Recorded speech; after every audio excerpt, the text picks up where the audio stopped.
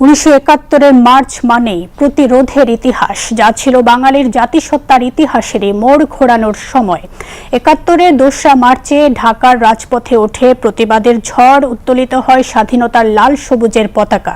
ছাত্র জনতার বিক্ষোভ, হরতালের মধ্য দিয়ে স্পষ্ট হয়ে ওঠে বাঙালির স্বাধিকার আন্দোলনের রূপরেখা। উত্তাল সেই দিনের ঘটনা প্রবাহ নিয়ে রিপোর্ট করছেন কুমার বিশ্বজিৎ রায়।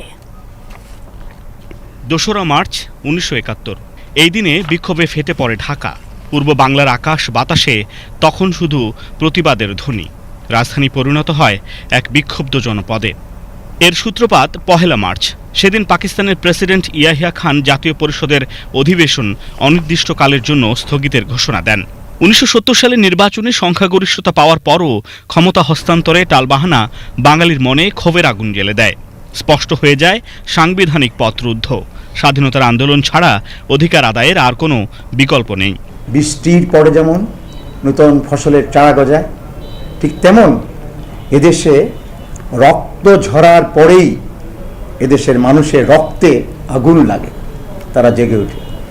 1 মার্চ তৎকালীন পাকিস্তানি শাসক ইয়াহিয়া যখন জাতীয় সংসদ অধিবেশন স্থগিত ঘোষণা করল, এই খবরটা আগুনের মতো চারদিকে ছড়িয়ে পড়ল। এবং আমরা এর আগে ঢাকায় ছিলাম, চলে গেলাম আমার নিজ এলাকা মুন্সিগঞ্জ। এই 1 মার্চের ঘোষণাটা পাওয়ার পরেই আমাদের বন্ধু বান্ধব যে যেখানে ছিল, 69-এর গণ আন্দোলনের সেই নায়কেরা এবং কর্মীরা, স্কুল কলেজের যে যেখানে ছাত্রছাত্রী, আমরা বেরিয়ে পড়লাম। স্বাভাবিকভাবেই সারা বাংলাদেশ যেন একটা উত্তাল জনসমুদ্রে পরিণত হয়ে গেল।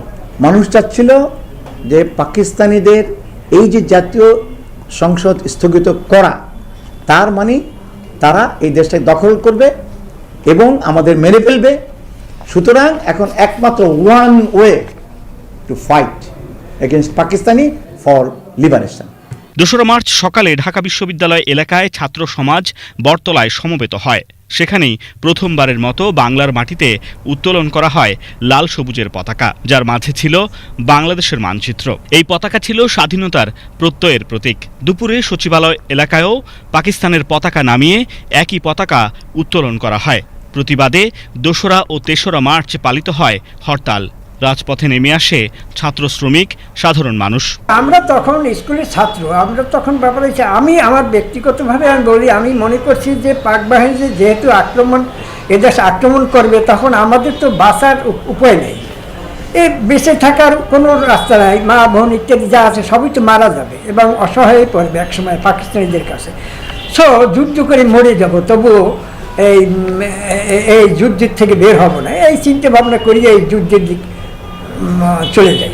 পাকিস্তান